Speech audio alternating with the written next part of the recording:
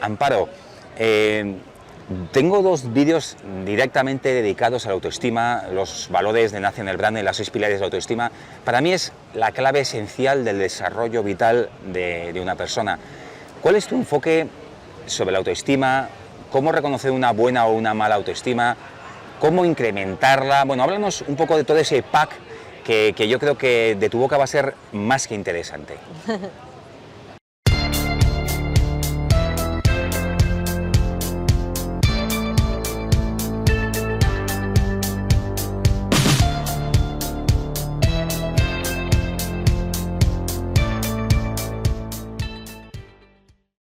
Bueno, la autoestima al final, como dice la propia palabra, es la estima que nos tenemos a nosotros mismos. Entonces al final es cuánto me quiero.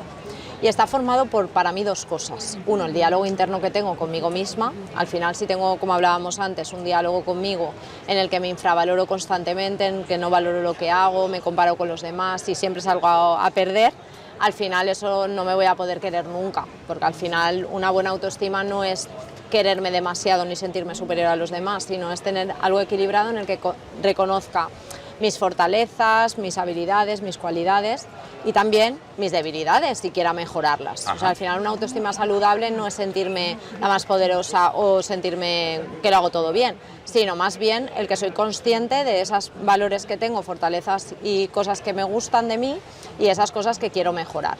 Entonces al final es trabajar en 2 cosas, en ese diálogo interno que tengo que tener amable conmigo misma, de reconocimiento, ¿no?, de mis logros, cualidades, etcétera, y también a nivel físico, ¿no?, también, o sea, al final una buena autoestima es gustarme también físicamente, cuidándome, haciendo deporte, poniéndome ropa que me sienta cómoda conmigo.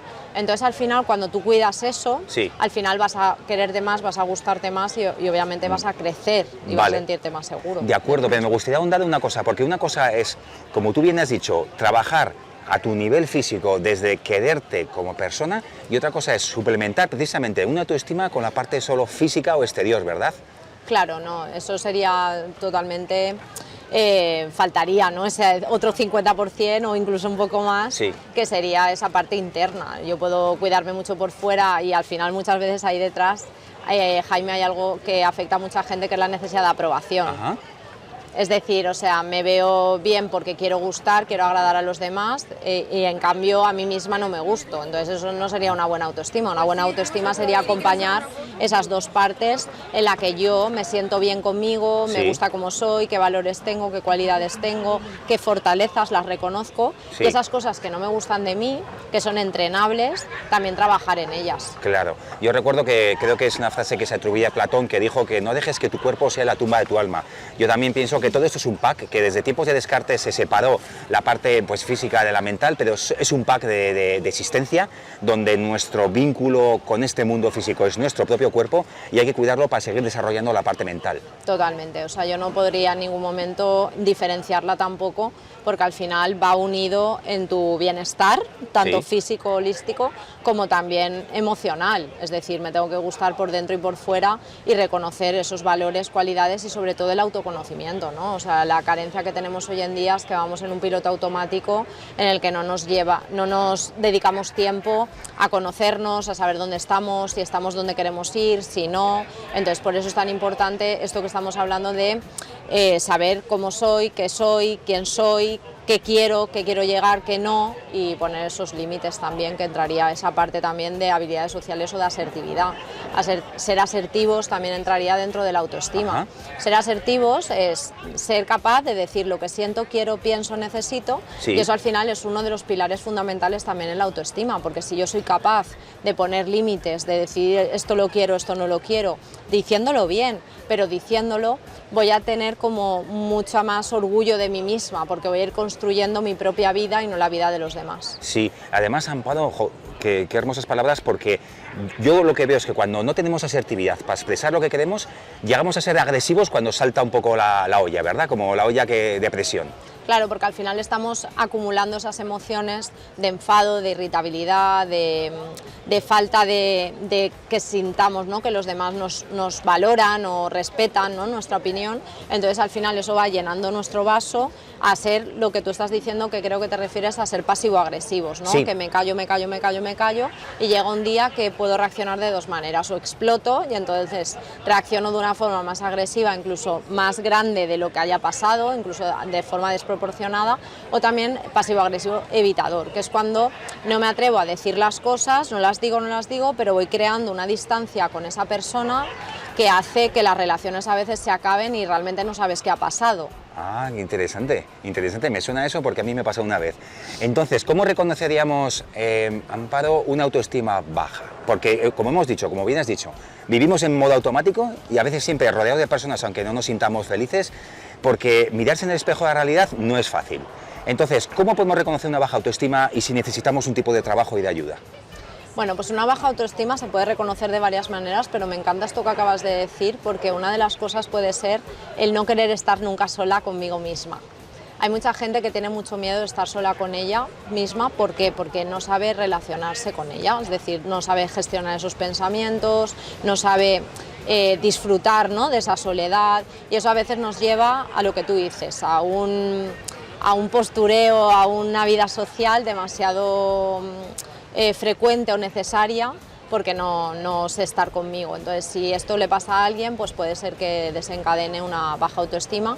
Y luego ese diálogo que estábamos hablando, negativo, constante, conmigo y con mi percepción de mí misma, ¿no? O sea, una persona que siempre se infravalora, que se compara con los demás, que siempre tiene un diálogo con ella destructivo, siempre los demás son mejores o hacen las cosas mejor, tiende a los halagos no recibirlos, sino dudar de ellos. Entonces todo esto al final son señales de que tengo una baja autoestima y que sería completamente trabajable, porque, como hemos dicho, habría que trabajar en 3 áreas principalmente, o el entrenamiento consistiría en 3 áreas.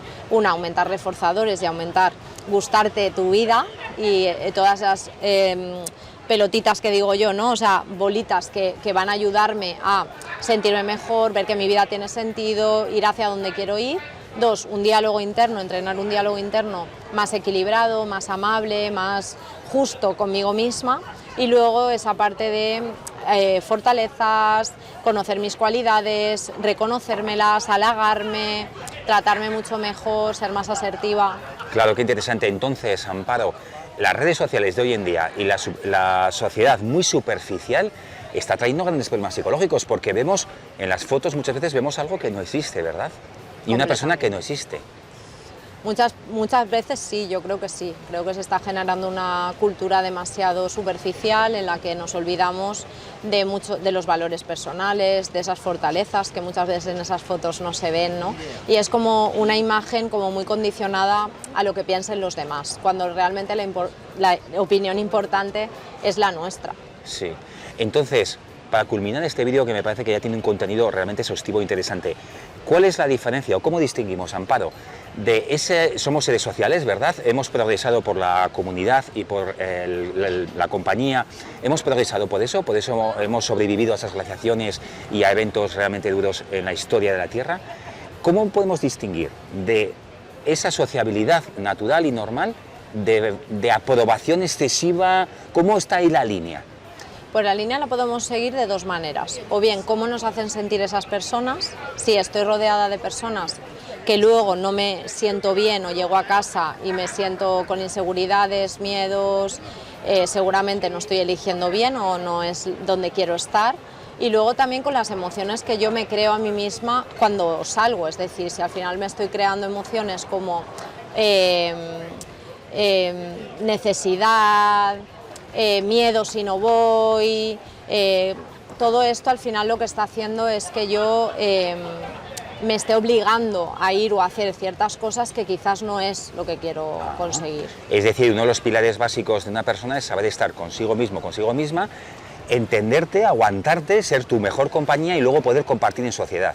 Correcto. Al final nuestras emociones hablan y son las que tenemos que hacer caso porque nos indican si es donde queremos estar o no.